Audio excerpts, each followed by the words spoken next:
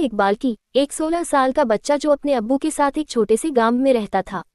इकबाल के पिता बीमार थे, इसलिए इकबाल को ही काम करके घर चलाना पड़ता था। एक दिन अचानक उसके अब्बू की तबीयत कुछ ज्यादा खराब हो गई और उसके अब्बू का देहांत हो गया। इकबाल की मदद करने वाला कोई नहीं था, इसलिए इकबाल खुद अपने अब्बू को कब्रिस्तान ले गया। वो अकेला सब कुछ कर रहा था। कब खोदते खोदते कब दोपहर से शाम और शाम से रात हो गई, उसे कुछ पता ही नहीं चला। जब वो अपने अब्बू को दफना के कब्रिस्तान की गेट की तरफ बढ़ रहा था तब काफी रात हो चुकी थी। हवा भी तेज चलने लगा था। अचानक इकबाल को किसी ने पीछे से आवाज दिया, इको। जब उसने पीछे मुड़कर देखा तो कोई नजर नहीं आया, सिर्फ इकबाल के अब्बू उसे इको कह के बुलाते थे, इसलिए इकबाल ने सोचा शायद उसके अब्बू उसे पुकार रहे हैं।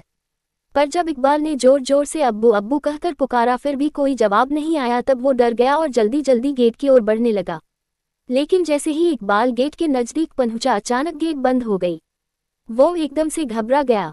कब्रिस्तान की दीवारें और गेट इतनी ऊंची थी कि वो उसे किसी भी तरह पार नहीं कर सकता था। कब्रिस्तान की एक और गेट थी जो कि पीछे की तरफ थी, लेकिन उस गेट तक जाने के लिए इकबाल को वापस कब्रिस्तान के बीच से होकर जाना पड़ता। किसी तरह हिम्मत जुटाकर उसने दूसरे गेट तक जाने का फैसला किया। वो सुनसान कब्रिस्तान के बीच से जा ही रहा था कि अचानक उसे दूर एक आदमी खड़ा हुआ दिखाई दिया। वो उस आदमी के पास गया और पूछा, कौन हो तुम? उस आदमी ने कोई जवाब नहीं दिया। इकबाल फिर से उसे पूछने ही वाला था कि उस आदमी का सिर अचानक से पीछे घूम गया। उसका दोनों आंखें लाल था और इकबाल को गुस्से से देख रहा था। ये देखकर इकबाल जोर से चिल्लाया और भागने लगा।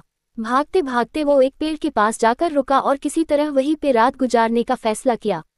कुछ ही देर में उसके चारों तरफ कोहरा छाने लगा। अचानक उसने कोहरे में एक औरत को भागते हुए देखा। उस औरत के पीछे पीछे एक बच्चा भी भाग रहा था और उस बच्चे के पीछे एक और औरत भाग रही थी। लेकिन वो औरत भागते भागते अचानक रुक गई और इकबाल की तरफ आने लगी। जैसे ही कोहरा हटा, उस औरत की चेहरा इकबाल को साफ साफ दिखने लगी। उस औरत को देखकर इकबाल की रोंगटे खड़े हो गए, मानो जैसे कि वो औरत सालों से उस कब्रिस्तान में दफन हो। वो औरत इकबाल के करीब आ रही थी और इकबाल धीरे धीरे पीछे हट रहा था।